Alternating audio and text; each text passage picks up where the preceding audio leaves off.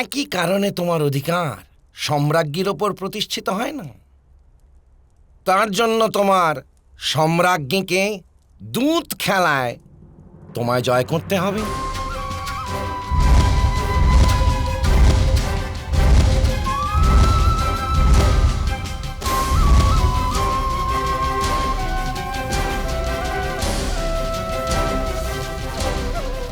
আমি নিজের পত্নী কাশী কন্যা ভানুমতিকে এই দানে বাজি রাখছি।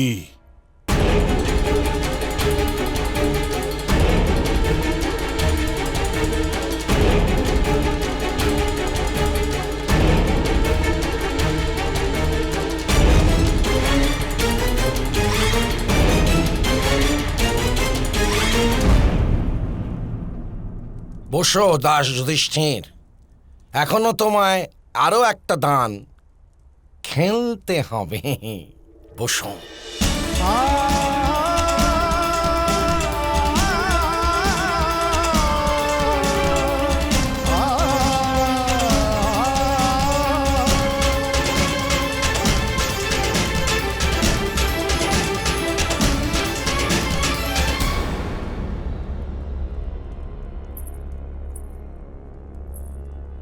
উঠুন সম্রাজ্ঞী, উঠুন।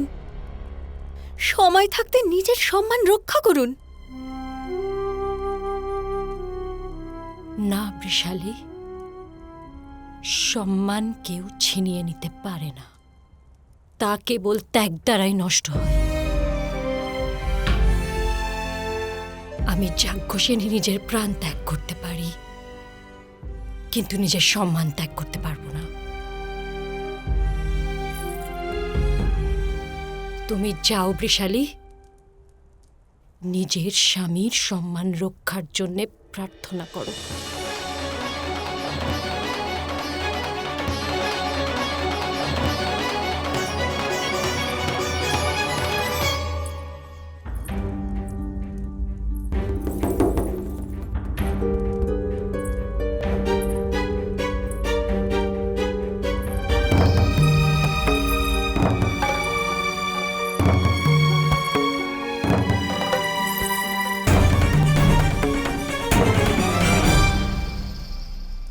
কি প্রকারে সংযমের বাদ বাঁধব গোবিন্দ? হায় রাম!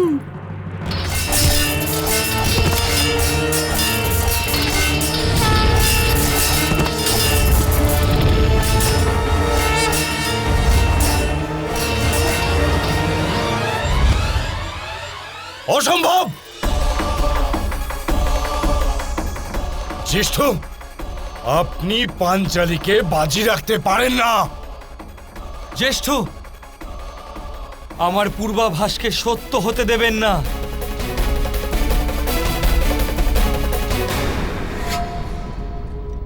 খেলার জন্য উপবিষ্ট হ দাস যুধিষ্ঠির। ইনি তোমার প্রভু সম্রাট দুর্যোধন আদেশ করছেন। বসো।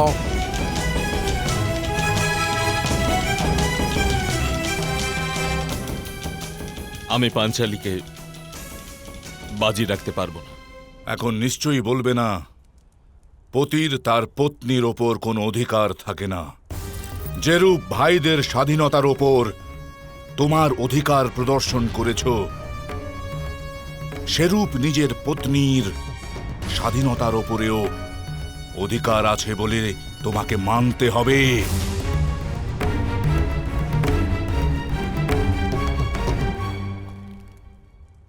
আর্যাবর্তে তো ঐতিহ্যই রয়েছে, স্বামীর তার স্ত্রীর ওপর অধিকার আছে। খেলো দাস যুধিষ্ঠির, নিজের স্ত্রীকে বাজি হিসেবে রেখে খেলো। খেলবেন না ভ্রাতা যুধিষ্ঠির, এটা ধর্ম নয়। পরম্পরায় ধর্ম অবশ্যই নিহিত থাকে, কিন্তু সব পরম্পরা ধর্ম হয় না। খেলবেন না। অন্যথা মহাসংগ্রামের বীজ বপন হবে আজ হস্তিনাপুরের সভায়। যদি আজ দ্রৌপদীকে হেরে তার সম্মান নষ্ট করেন জ্যেষ্ঠ, তবে দ্রুত ক্রীড়ায় আপনার পাশা ফেলা হাত দুটোকে পুড়তে হবে। আমি প্রতিজ্ঞা নিচ্ছি, আপনার হাত দুটোকে আমি নিজে পোড়াবো।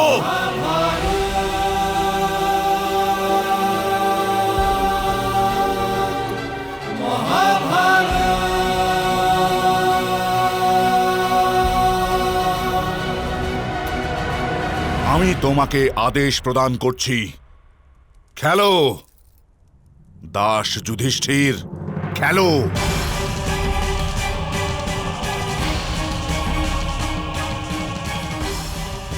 খেলতে অক্ষম উনি। নিজের স্ত্রীর ওপর অধিকার তো আছে, কিন্তু গর্ব হওয়া আবশ্যক। আর এরূপ স্ত্রীর প্রতি কার এত অহংকার হতে পারে?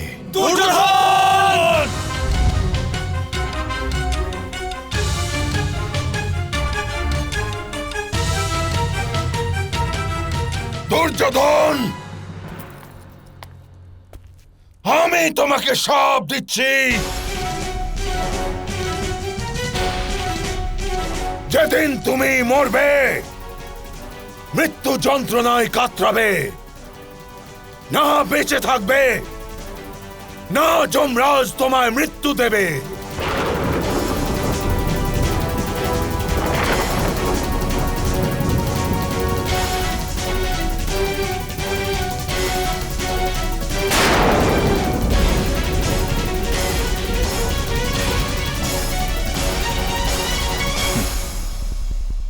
আমি আপনার অভিশাপে কোনো ভয় পাই না মহামহিম। কিন্তু এই অভিশাপ অবশ্য সফল হবে দুর্যোধন।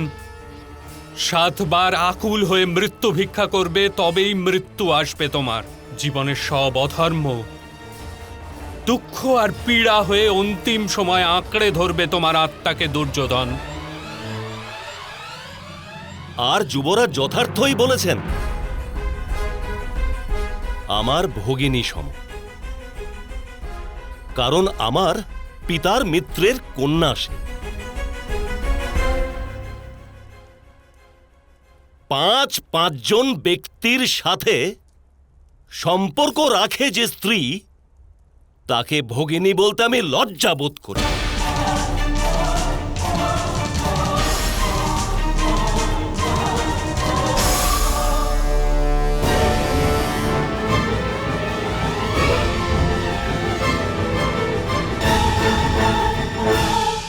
অশ্বত্থামা, যদি তুমি আমার পুত্র না হতে,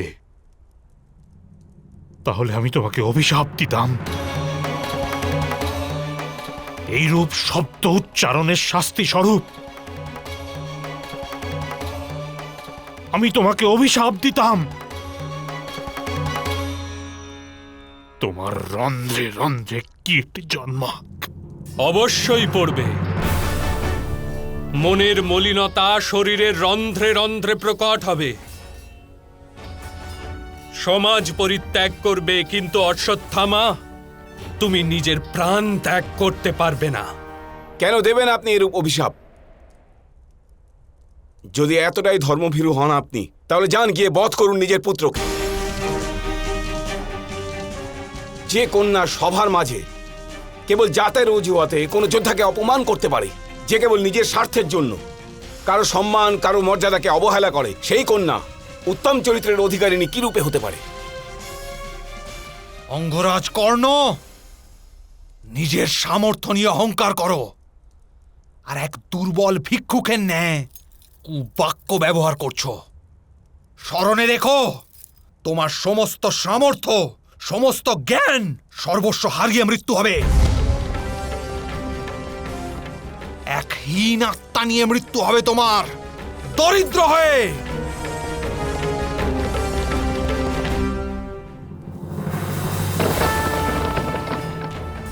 ধর্মের একটু মুহূর্ত প্রাপ্তির আশা ঘিরে ধরবে অন্তিম সময় মহারথী কর্ণ, কিন্তু নিরাশা হৃদয়ের ভার হবে। সমগ্র জীবন ব্যর্থ প্রতীত হবে মৃত্যুকালে। উত্তম, অতি উত্তম।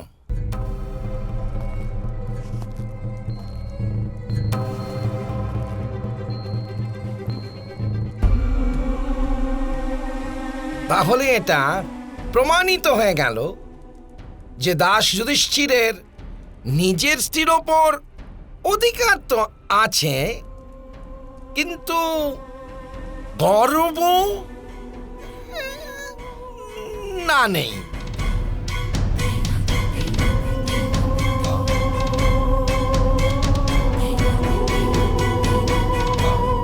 অবশ্যই গর্ব আছে। পাঞ্চালী তপস্যার ওপর, পাঞ্চালী ত্যাগের ওপর, পাঞ্চালীর পবিত্রতার উপর, পাঞ্চালী ব্যতীত অন্য কোন সতী স্ত্রী এই সময় সংসারে আর কেউ নেই। গান্ধার রাজ